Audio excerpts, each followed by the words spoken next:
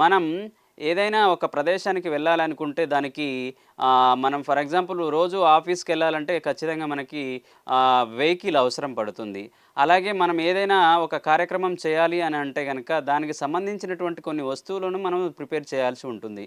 ఈ శ్వాస ఆహ్, ఆడడానికి ముఖ్యంగా ఈ శ్వాసనాళం ఏదైతే ట్రకియా అని పిలువబడుతుందో, శ్వాసనాళం అని తెలుగులో మనం చెప్పుకుంటామో అది చాలా ఇంపార్టెంట్ అండి. ఎందుకనంటే గనక it will helps as a pathway. మనకి శ్వాస అనేటువంటిది మనం గాలి తీసుకుంటున్నాము. ఆ గాలి ఎక్కడికి వెళ్తుంది? ఎలా వెళ్తుంది? దేని సహాయంతో వెళ్తుంది? అన్నప్పుడు ఈ మనం తీసుకున్నటువంటి శ్వాస ఈ ముక్కు నుండి మరియు నోటి నుండి అక్కడ నుండి లారింజల్ సిస్టమ్ నుంచి లోయర్ రెస్పిరేటరీ ట్రాక్ వరకు అంటే మనం ముక్కు నుంచి లారింజల్ సిస్టమ్ వరకు అప్ టు లారింజల్ సిస్టమ్ వరకు మనం అప్పర్ రెస్పిరేటరీ ట్రాక్‌గా మనము కన్సిడర్ చేస్తాము. అలాగే ఈ లారింజల్ సిస్టమ్ బోర్డర్స్ నుంచి మనకి ఏదైతే గనక కింది వరకు మనం ఏదైతే అబ్డామినల్ సిట్ వరకు లంగ్స్ వరకు మనకి ఏదైతే ఉందో దాన్ని లోయర్ రెస్పిరేటరీ ట్రాక్ సిస్టమ్‌గా మనం కన్సిడర్ చేస్తామన్నట్టు.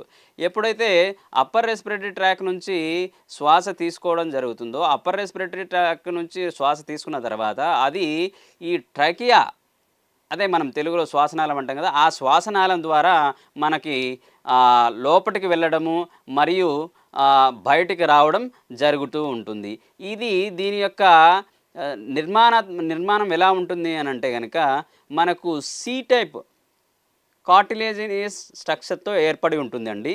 ఇది దీని యొక్క పోస్టీరియర్ వాల్ ఏదైతే ఉందో అది it will helps to form anterior wall of the oesophagus. అంటే మనం ఈ శ్వాసనాళంలో ఉన్నటువంటి వెనుక భాగం మనకి మనం ఫుడ్ తింటాం కదా! అన్నం తినేటువంటి దారికి అది ఒక గోడలాంటి నిర్మాణాన్ని ఏర్పరుస్తుంది అన్నట్టు. అందుకోసమని చెప్పేసేసి ఇది ఎక్స్‌చేంజ్ తీసుకోవడం అంటే గాలి తీసుకోవడానికి, గాలి వదలడానికి, బ్రీతింగ్ వదలడానికి ఇది చాలా చాలా ఇంపార్టెంట్. అంటే ఇది ఒక కండక్షన్ పాత్‌వే లాగా మనకు ఉపయోగపడుతుంది. సో, దీని నుంచే మనం అన్ని విధాలుగాను ఒకవేళ ఎక్కడైనా కూడాను స్పాజమ్స్ కానీ, లేకపోతే అదర్ థింగ్స్ కానీ ఉన్నప్పుడు మనకి ఈ బ్రీతింగ్ కండక్షన్స్‌లో ఎక్కడైనా అబ్‌స్ట్రక్షన్ ఏర్పడడానికి మనకు అవకాశం ఉంటుంది.